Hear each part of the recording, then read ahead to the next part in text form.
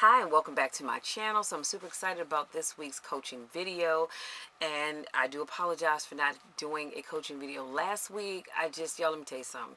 I just got tired. Let me not even lie. I was just tired. I had so many things that I was doing and I just needed a break. But we're back, you guys.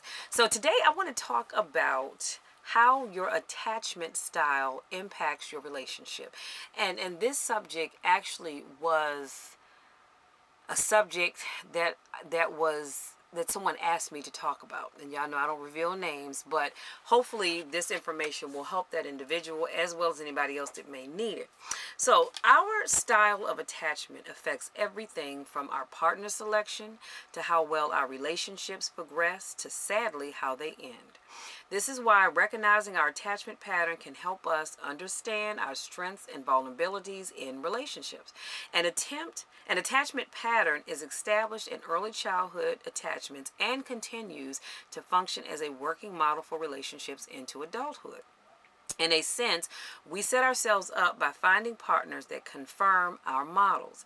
If we grew up with an insecure attachment pattern, we may project or seek to duplicate similar patterns of relating as adults, even when these patterns hurt us and are not in our own self-interest. Research shows that about 60% of people have a secure attachment, 20% have an avoidant attachment, and 20% have an anxious attachment. So let's go in. I'll just talk a little bit about each one of those. So, secure attachment. Secure attachment adults tend to be more satisfied in their relationships. They have a similar relationship with their romantic partner, feeling secure and connected while allowing themselves and their partner to move freely. Secure adults offer support when their partner feels distressed. They also go to their partner for comfort when they themselves feel troubled. Now, I think this is me. I would say this is me. Their relationship tends to be honest, open, and equal, with both people feeling independent yet loving towards one another. So, yeah, that's me. Next, we have the anxious, preoccupied attachment. People with an anxious attachment tend to be desperate to form a fantasy bond instead of feeling real love or trust toward their partner. They often feel emotional hunger. They're frequently looking to their partner to rescue or complete them. Although they're seeking a sense of safety and security by clinging to their partner, they take actions that push their partner away. Even though anxiety attached individuals act desperate or insecure, more often than not, their behavior exacerbates their own fears. When they feel unsure of their partner's feelings and unsure of their relationship, they often become clingy, demanding, or possessive towards their partner. Let me put a pin right here because that has never been me. Honey, I will never be a clingy person. That's just not in my personality. But I do understand that some people are that way, and so when your relationship doesn't work, this is why. Because if you are an anxious, preoccupied, attached person and you get with someone that isn't, that clinginess, that's not going to work, because that doesn't work for me. I don't want anybody that's clingy. I don't want anyone that has to be under me all the time, because I don't want to be under you all the time, and I can still love you. I'm sorry, let me go back to my notes. So they may also interpret independent actions by their partner as affirmation of their fears. For example, if their partner starts socializing more with friends, they may think he or she doesn't really love them. This means he or she is going to leave them. And and then they'll tell themselves, I was right not to trust him or her. Dated someone like that is super scary, and it's something I will never do again. Next, dismissive avoidant attachment. People with a dismissive avoidant attachment have the tendency to emotionally distance themselves from their partner. They may seek isolation and feel pseudo-independent, taking on the role of parenting themselves. They often come off as focused on themselves and may be overly attending to their creature comforts. People with a dismissive, avoidant attachment tend to lead more inward lives, both denying the importance of loved ones and detaching easily from them. They are often psychologically defended and have the ability to shut down emotionally. Even in heated or emotional situations, they are able to turn off their feelings and not react. For example, if their partner is distressed and threatens to leave them, they would respond by saying, I don't care. So, next we have the fearful avoidant attachment. A person with a fearful avoidant attachment, say that 3 times fast, live in an ambivalent state in which they are afraid of being both too close or too distant from others. They attempt to keep their feelings at bay but are unable to. They can't just avoid they can't just avoid their anxiety or run away from their feelings. Instead, they're overwhelmed by their reactions and often experience emotional storms. They tend to be mixed up or unpredictable in their moods, and that's scary, you guys. They see their relationships from the working model that you need to go towards others to get your needs met. But if you get too close to others, they will hurt you. In other words, the person they want to go to for safety is the same person they're frightened to be close to. As a result, they have no organized strategy for getting their needs met by anybody. So, as adults, these individuals tend to find themselves in rocky or dramatic relationships with many highs and lows. They often have fears of being abandoned, but also struggle with being intimate. They may cling to their partner when they feel rejected, then feel trapped when they're close. Oftentimes the timing seems to be off between them and their partner. A person with fearful avoidant attachment may even wind up in an abusive relationship. The attachment style you develop as a child based on your relationship with a parent or early caretaker doesn't have to define your ways of relating to those you love in your adult life. Let me say that one more time.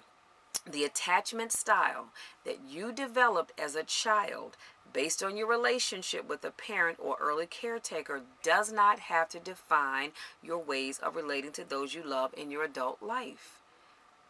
Okay? If you come to know your attachment style, you can uncover ways you are defending yourself from getting close and being emotionally connected and work toward forming and earn secure attachment. You can challenge your defenses by choosing a partner with a secure attachment style and work on developing yourself in that relationship. Therapy, therapy, I want to drive that home, can also be helpful for changing maladaptive attachment patterns. By becoming aware of your attachment style, both you and your partner can challenge the insecurities and fears supported by your age-old working models and develop new styles of attachment for sustaining a satisfying, loving relationship.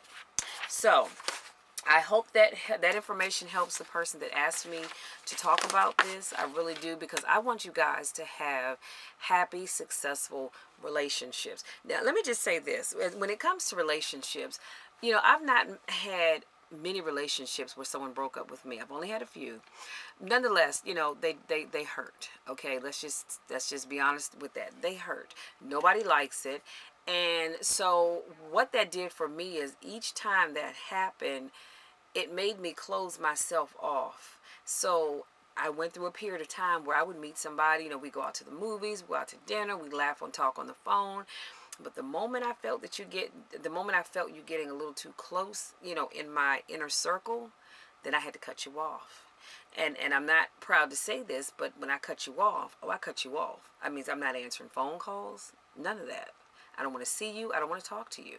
And looking back on that, I could see how that was probably very confusing and a little hurtful to those individuals. And so if you're watching this video and I did that to you, I am so sorry. But when you're young, you're not quite sure how to deal with those feelings.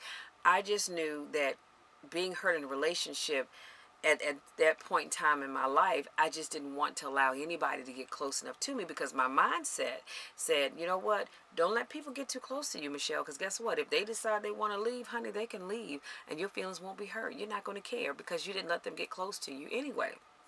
I'm happy to say I'm in a very, very good relationship, and I tried that with him in the very beginning. He was like, no, we're not having that. I'm going to be patient. I'm going to wait you out. So I'm so thankful, because that had never been me, but that I grew to be that person because I didn't want to let people in my inner circle. So now I'm happy to say that my attachment style is the secure attachment. I am very secure. He is secure. He can go out. I go out, because at the end of the day, we have a mutual love and understanding and respect for one another. And we neither one of us wants to do anything to hurt the other person. So we're good, boo.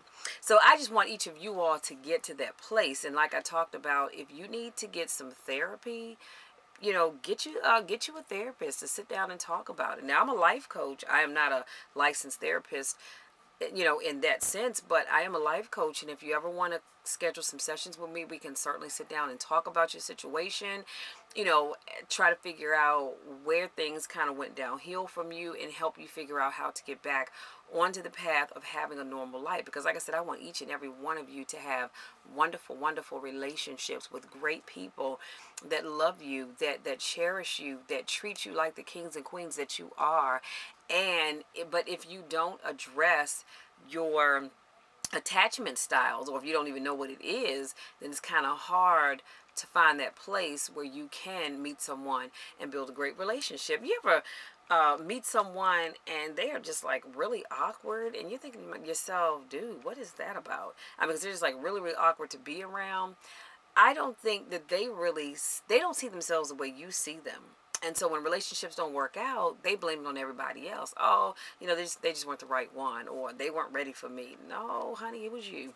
It was you. So, again, like I said, if you are having issues when it comes to finding love, to being able to open up yourself to show love and receive love, I do want to encourage you to get the help that you need, because I do want you all to have wonderful lives. And I want you all to have, if this is what you choose, of course, to have someone in your life that's going to love you and appreciate you for who you are.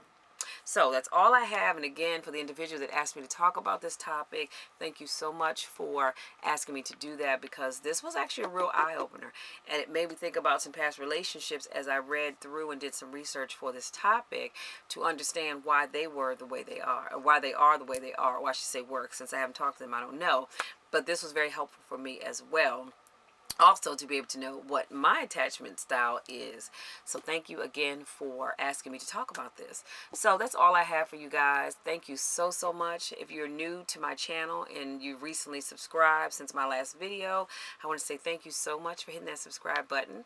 For those of you that continue to support me in all that I do, I love you guys. I love you all to the moon and back. And you know I don't use that term loosely. Now, last thing, and I promise I'm going to let you be, I want to say thank you.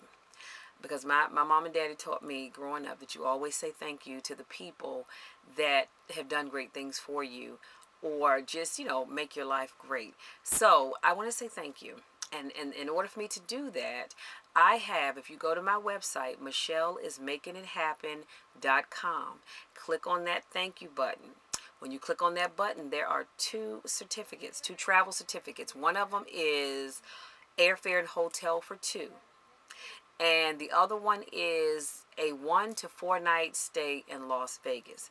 And it's 1 to 4 night because if you can only stay one night, you do that. If you can stay 4, you do that. If you in between, you do that as well. But it's a Las Vegas stay, and my understanding is the hotels that fall under that, or you can use with that certificate, are on the Strip. So that's wonderful. And when you go and click on the certificate and download it, you'll read all the particulars. There are non-refundable fees. Off the top of my head, I believe the airfare and hotel for two is $199 per person.